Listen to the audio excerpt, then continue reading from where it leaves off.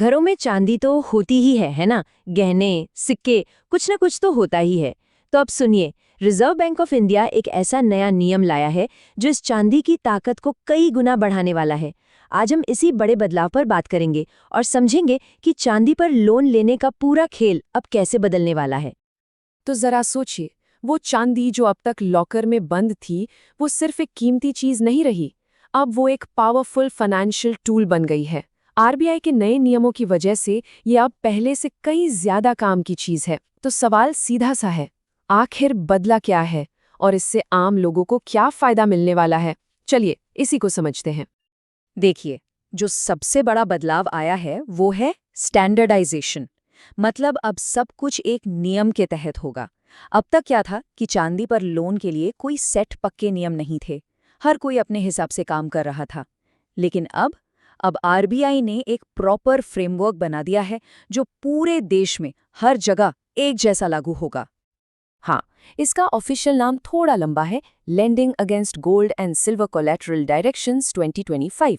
लेकिन इसे आसान भाषा में समझें तो इसका मतलब सिर्फ इतना है कि अब चांदी पर लोन लेने का प्रोसेस भी उतना ही रेगुलेटेड और सेफ हो जाएगा जैसा कि हम गोल्ड लोन के मामले में देखते आए हैं। और हाँ, एक बात और, ये बदलाव रातों रात नहीं हो रहा है। आरबीआई इसे स्टेप बाय स्टेप लागू कर रहा है।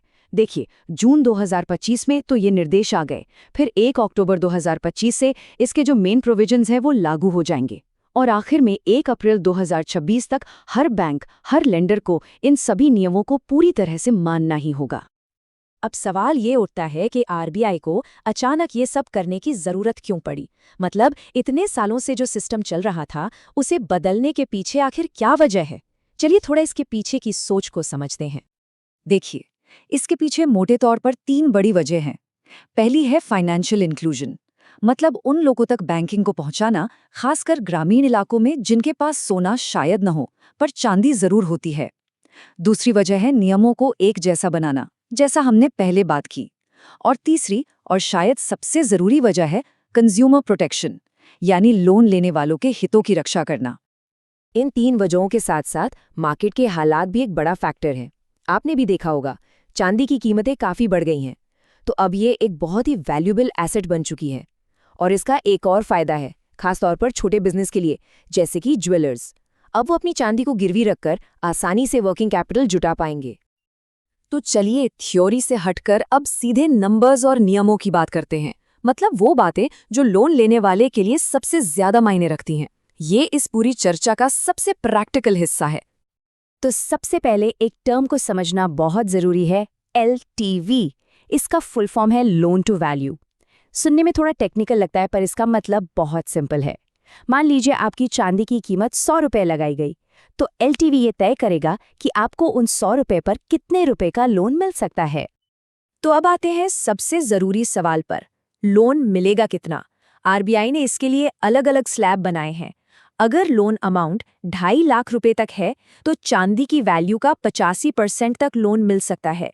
अगर ये अमाउंट 2.5 लाख से 5 लाख के बीच है तो 80%, और अगर लोन 5 लाख से ज्यादा का है तो LTV 75% हो जाएगा। अब एक और लिमिट है, एक व्यक्ति ज्यादा से ज्यादा 10 किलो चांदी के गहने ही गिरवी रख सकता है, इससे ज्यादा नहीं। लेकिन अगर बात चांदी के सिक्कों की करें तो ये लिमिट बहुत कम है, सिर्फ 500 ग्राम। इससे साफ है कि आरबीआई का फोकस गहनों पर ज्यादा है। एक और बात बिल्कुल साफ कर लेनी चाहिए कि किस तरह की चांदी पर लोन मिलेगा। तो देखिए, गहने, जेवर और सिक्के ये सब चलेंगे, लेकिन चांदी के बिस्किट या सिल्लियां या फिर सिल्वर ETF और म्यूचुअल फंड, इन पर ये नियम लागू नहीं होंगे। ये पूरी तरह से बाहर है। ठीक है, तो नियम तो हमने समझ लिए। अब देखते हैं कि इसका असल में मतलब क्या है, आम आदमी के लिए इसमें क्या मौके हैं और किन चीजों को लेकर सावधान रहने की जरूरत है। तो देखिए, लोन लेने वालों के लिए तो ये एक बहुत अच्छा मौका है। क्रेडिट का एक नया रास्ता खुल रहा है जो शायद सस्ता भी हो। लेकिन इसका दूसरा पहलू भी है, ये नियम अनौपचारिक बाजार से ज्यादा सख्त होंगे। प्रॉपर डॉक्यूमेंटेशन चाहिए होगा। और हाँ, एक रिस्क भी है, अगर चांदी के दाम गिर गए तो हो सकता है कि और चांदी गिरवी रखनी पड़ जाए। इसीलिए अगर कोई इस सुविधा का फायदा उठाने की सोच रहा है तो 4 बातें गांठ बांध लेनी चाहिए। पहली, कॉन्ट्रैक्ट को बहुत ध्यान से पढ़ें, खासकर कि अगर लोन नहीं चुका पाए तो क्या होगा।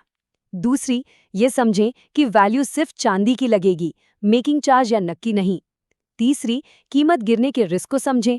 और चौथी, बैंक या लेंडर से सारे एक्स्ट्रा चार्ज और ब्याज दरों के बारे में पहले ही साफ साफ पूछ लें। तो कुल मिला के अगर हम बड़ी पिक्चर देखें तो ये पूरा कदम हमारे घरों में बंद एक बहुत बड़ी संपत्ति को इकोनॉमी की मेन स्ट्रीम में लाने की कोशिश है। इसका मकसद है देश में क्रेडिट की पहुंच बढ़ाना और फाइनेंशियल सिस्टम को और भी मजबूत करना। और ये सारी बातें हमें एक बहुत ही दिलचस्प सवाल पर लाकर खड़ा कर देती हैं। क्या चांदी पर लोन के ये नए नियम इसे भारत में रोजमर्रा की जरूरत के लिए नया सोना बना देंगे? क्या चांदी भी लोन के लिए उतनी ही पॉपुलर हो पाएगी जितना गोल्ड है? खैर, इसका जवाब तो हमें आने वाला वक्त ही देगा।